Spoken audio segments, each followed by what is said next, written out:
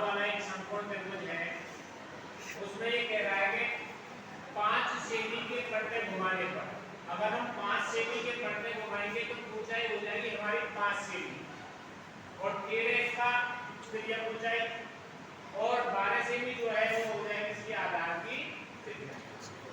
प्राप्त ठोस का आयतन, तो शंकु की आकृति प्राप्त होगी हमें, किसकी आकृति प्राप्त होगी? शंकु। तो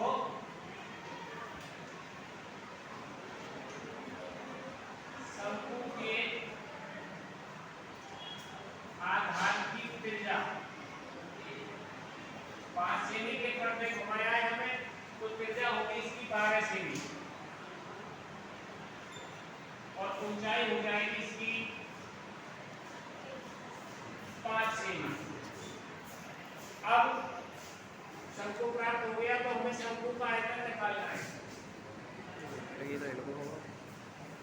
शंकु का आयतन, और शंकु के आयतन का सूत्र होता है 1/3 pi r square h। 1/3 pi r square, 1/3 के स्थान पर 1/3 पाई का मान 22/7, त्रिज्या है हमारे पास 12 × 12, और ऊंचाई हमारे पास 5। हमने इस 3 से 12 को काट दिया, तो देखो 5 चौक 20, और 20 का गुणा हमने 22 से किया, तो 22 दूनी 44, 440, यानी 5 का गुणा 4 से किया 20, और 20 का गुणा 22 से किया 440 गुणा 12, और नीचे रह गया हमारे पास 7। अब हमने इसमें 12 का गुणा कर दिया 0, 12 चौक 48, 48 और 4 52 बटे 7 घन सेमी।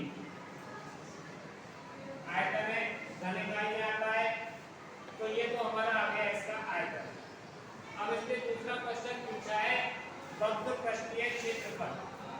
ये पहला हो गया, ये दूसरा शंकु का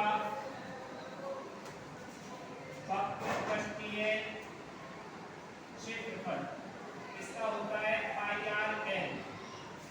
पाई हमारे पास बताई हमें, आर पता है, और एन इसकी तिर्यक ऊंचाई होगी, तो पाई का मान 22/7, त्रिज्या है 12, और ऊंचाई है 13। 7 से 2 से क्या कटने गई है, तो हमने इनका गुणा कर दिया, 12 दूनी 24, 8 दूनी 24 और 2 26 गुणा 13, तो ये आ जाएगा 13 चौका 52,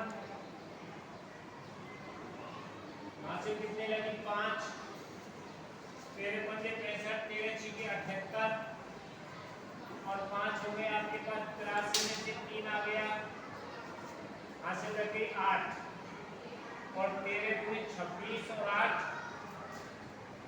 34 बटे 7 वर्ग सेमी।